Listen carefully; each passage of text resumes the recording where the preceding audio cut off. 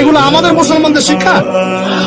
এটা চলতে থাকলে দেখবেন অচিরেই কোনো মানুষ বাচ্চাদেরকে স্কুলে পাঠাবে না, এটা অরুচি ধরে যাবে। তখন কি হবে?